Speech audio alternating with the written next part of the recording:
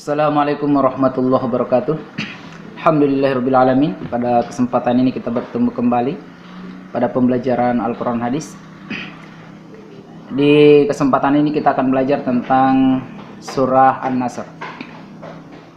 Adapun kompetensi dasar yang harus kita kuasai, yakni yang pertama menerima Al-Quran surah An-Nasr sebagai firman Allah. Yang kedua, menjalankan sikap toleran dalam pergaulan. Yang ketiga, memahami arti dan isi kandungan Al-Quran surah An-Nasr.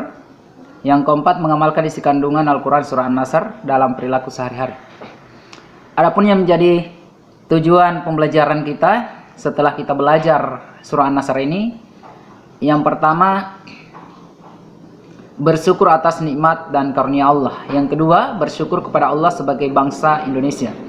Yang ketiga, menghormati orang lain yang beribadah sesuai dengan ajaran agamanya. Yang keempat, memelihara hubungan baik dengan sesama, yakni sesama umat ciptaan Allah Subhanahu wa Ta'ala. Yang kelima, melafalkan Al-Quran surah An-Nasr dengan baik dan benar. Yang keenam, membaca Al-Quran surah An-Nasr dengan baik dan benar.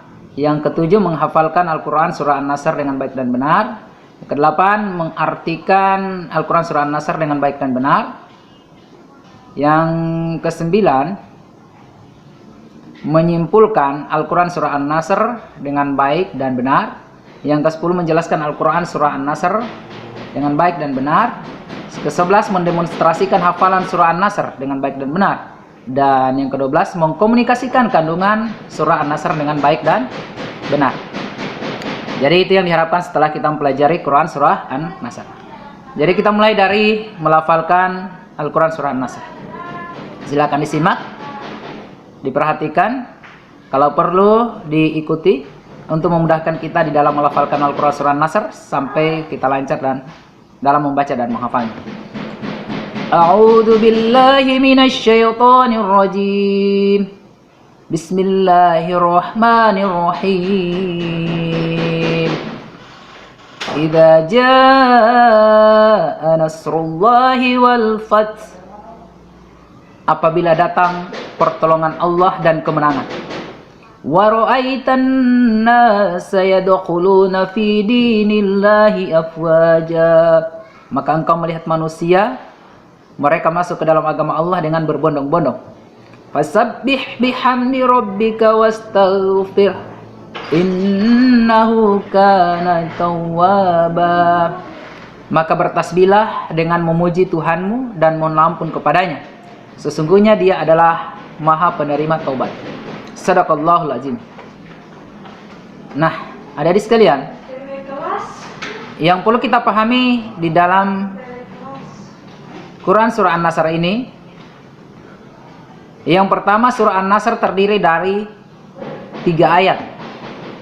Dan surah An-Nasr ini tergolong dalam golongan surah Madaniyah, ya, karena diturunkan sesudah Nabi Muhammad SAW hijrah atau pindah ke kota Madinah.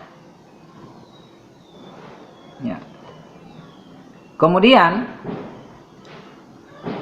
termasuk surah ke-110 di dalam Al-Quran.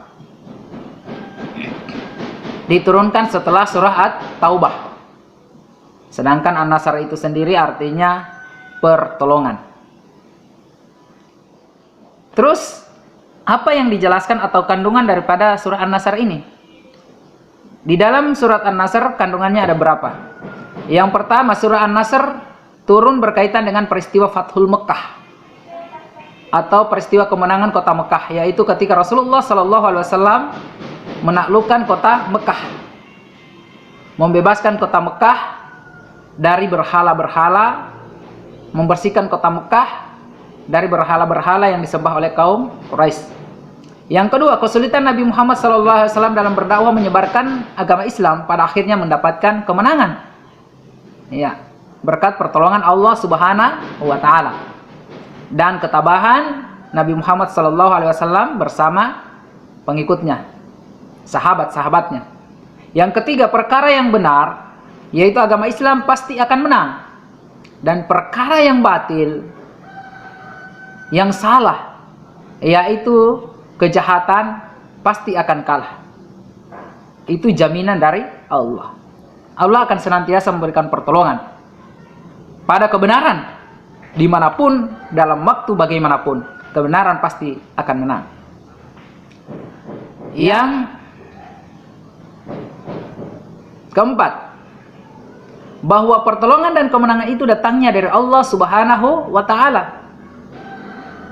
Jadi bukan dari manusia.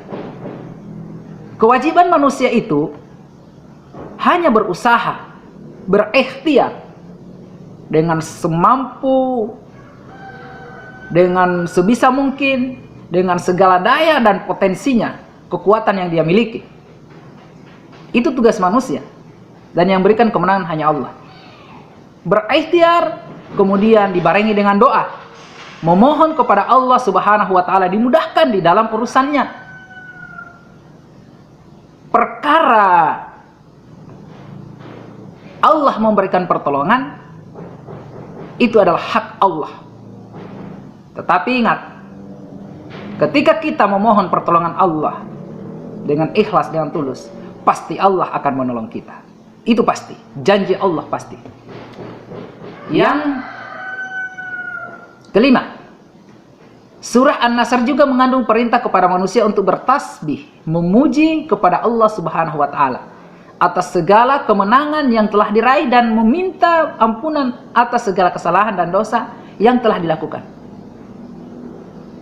Jadi kita diperintahkan untuk senantiasa bertasbih kepada Allah, memuji Allah atas kemenangan yang diberikan oleh Allah kepada kita. Kita sebagai manusia biasa, manusia yang lemah, senantiasa harus beristighfar, memohon ampun kepada Allah. Keenam, di dalam surah An-Nasr dijelaskan bahwa agama yang dibawa Nabi Muhammad SAW pasti membawa kemenangan. Itu pasti. Allah memerintahkan kepada hambanya agar minta pertolongan dan kekuatan kepadanya. La haula wala quwata illa billah. Pertolongan dan kemenangan datangnya dari Allah. Tidak ada kekuatan, tidak ada daya, tidak ada upaya kecuali pertolongan Allah. Kemenangan, kesuksesan yang kita miliki, jadi catatan penting, itu adalah pertolongan Allah yang murni kepada kita selaku hamba-hambanya. Jadi kita tidak perlu sombong dengan kesuksesan, kemenangan yang kita miliki, karena semua itu atas berkat pertolongan Allah Subhanahu wa Ta'ala. Yang ketujuh, surah An-Nasr memberikan semangat akan datangnya pertolongan Allah kepada Nabi Muhammad SAW, yang pada waktu itu masih banyak masyarakat Mekah yang menolak ajaran dakwah Islam. Yang kedelapan, disebabkan kesabaran Nabi Muhammad SAW dalam berdakwah dan pertolongan Allah Subhanahu wa Ta'ala, sedikit demi sedikit masyarakat Arab memeluk agama Islam. Jadi intinya kita harus sabar di dalam mendakwakan Islam. Lama-lama orang yang menolak pun pasti akan menerima dakwah Islam, sebagaimana yang telah dilaksanakan oleh Nabi Muhammad SAW. Wajar ketika mendengar pertama mereka tidak menggubris, karena mungkin belum memahami, belum paham, dan belum mengerti tentang nilai-nilai mulia dari nilai-nilai Islam itu sendiri. Yang kesembilan, Allah memerintahkan kepada manusia agar mensucikannya dan meningkatkan syukur kepadanya, yakni bertasbih dan senantiasa bersyukur atas segala nikmat karunia Allah Subhanahu wa Ta'ala, atas pertolongan Allah Subhanahu wa Ta'ala. Yang ke-10, selalu bertobat dan minta ampun kepadanya atas segala dosa yang telah diperbuat. Sekali lagi, kita mohon ampun kepada Allah atas kesalahan, atas dosa yang kita sempat lakukan.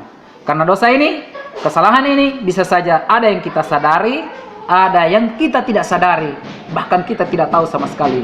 Makanya sangatlah penting untuk kita senantiasa bertobat, beristighfar, astagfirullahaladzim kita ucapkan di dalam kehidupan kita sehari-hari. Insya Allah dengan demikian kita akan terbebas dari kesalahan dan dosa dan mendapatkan ampunan dari Allah Subhanahu wa ta'ala. Sebagai penutup, di dalam surat Al-Isra ayat 81 Allah berfirman, wa qul ja'al haqqu, dan katakanlah kebenaran telah datang, wa jahaqal batil, dan yang batil telah lenyap. Innal batila kana zahuqa, sungguh yang batil itu pasti lenyap. Demikian apa yang dapat saya sampaikan, dan tetap jaga kesehatan, belajar dengan baik, membaca, menghafal, memahami isi kandungan Al-Quran dan hadis. Kemudian mari kita amalkan dalam kehidupan kita sehari-hari. Kemudian laksanakan sholat secara berjamaah di rumah maupun di masjid, dan tetap berbakti kepada kedua orang tua. Karena dengan ridha orang tua lah kita akan memperoleh ridha kasih sayang Allah Subhanahu wa ta'ala. Fastabiqul khairat, berlomba-lombalah dalam kebajikan. Assalamualaikum warahmatullahi wabarakatuh.